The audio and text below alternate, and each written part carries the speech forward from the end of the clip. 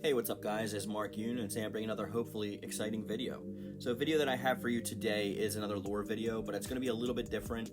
I wanted to cover as much of the characters that have a lot of lore in the game as possible, and I didn't want to just end it on a Thursday with Aswell. So with that being said, we're going to carry the one guest character that actually has a lot of lore in this game, and that's none other than Geralt of Rivia. Even though we probably won't see this character ever again in future iterations of the game, he does interact with a lot of the characters in the actual canon itself, and they'll probably explain it away with just being portalized away, or a mysterious warrior that they once fought with. But with that being said, we're going to cover it nonetheless. And we're going to start right now. Witchers, warriors with unusual abilities, were created to hunt monsters and other strange creatures. Geralt, perhaps, is the ablest and most famous of the Witchers. Was asked one day to look into a sorceress suspected of summoning demons. His contract called on him to learn if there was any truth to these claims, and if so, to kill any demons he encountered, and the sorceress herself. The sorceress dwelled midst in the ruins of the citadel, surrounded by a marshland. Shortly after Geralt arrived there, she used her magic to open a gate and whisked the Witcher into another dimension. All of a sudden, Geralt found himself in a strange new world that was home to Soul Edge, the power of which the sorceress had spoken. To say the least, Geralt felt not at home in this world. Some of those he encountered there sensed his strength and challenged him, while others saw him as a man from Elseworld and approached him to learn more of his powers. His adventures in this world were many and varied, and yet he found it hard to find anyone versed in magic. He scoured the land for a way to open the gate that would take him back to his own world, but it proved rather difficult. In the end, he encountered an old man called Edgemaster, who taught him how to harness the spirit sword Soul Calibur, a sword whose power issued from another dimension. Heeding Edgemaster's advice to be certain place at the right time, Geralt used the sword to open a gate to his own world. He returned home from a long and arduous journey, with yet another strange story to add to his numerous tales of adventure. Upon being thrown from the astral fissure, Geralt was immediately challenged by Mitsurugi and exchanged blows with the samurai. But the match ended with no result when Mitsurugi noticed that Geralt was more interested in the conduit. After a fight, Geralt watched as the conduit closed the astral fissure, and then left to find a way back home, with Mitsurugi pursuing him.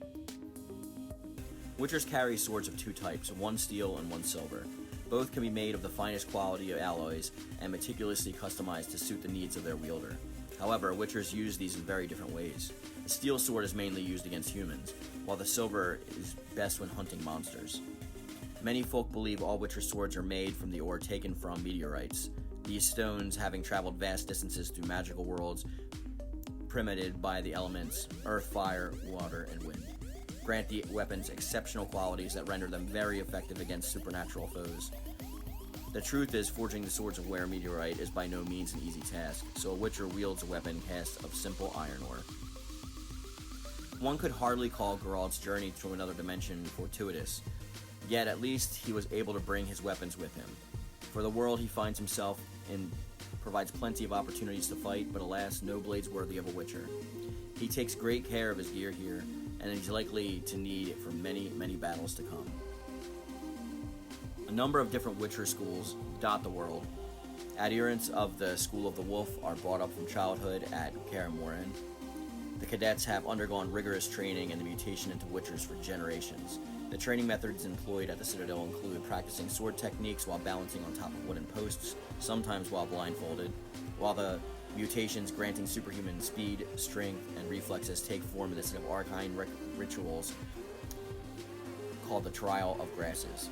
All this supplemented with the training in alchemy, the brewing of potable potions enhancing blade oils and rudimentary bombs is designed to prepare future Witchers to face the fearsome creatures for their profession requires them to hunt.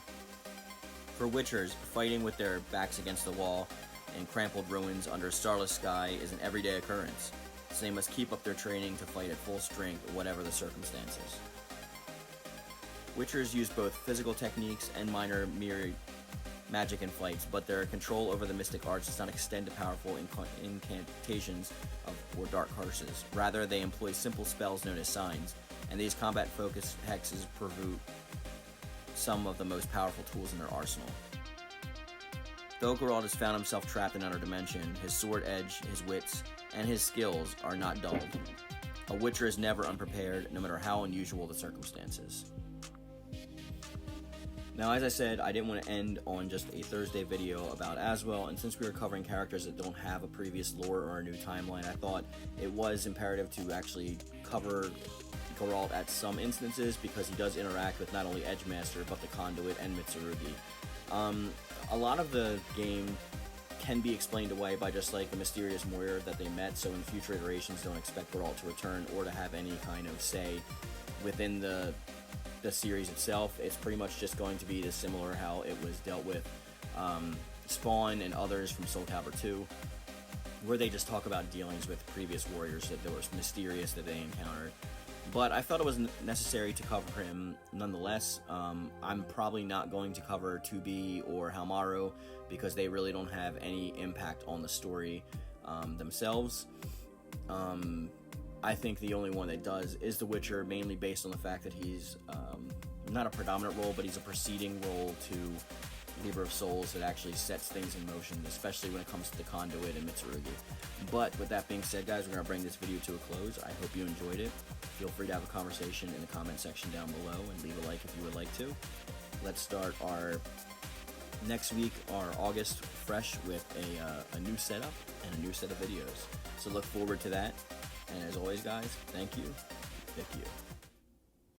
Hey, what's up, guys? Have you always wanted some sweet Mark Yoon merch? Maybe a thick U shirt, maybe a shirt from Squirt, maybe my pretty face with my logo all over your body, or a throw pillow, or blanket, or anything? Well, you're in luck, because I just launched my merch store, and it is going to be available on Redbubble, and you will find a link to it in my description box down below. It's got a lot of quality content, and a lot of good stuff for you to pick up, so you can show your support for the channel, and just rep Mark Yoon. Alright, guys, as always, thick you.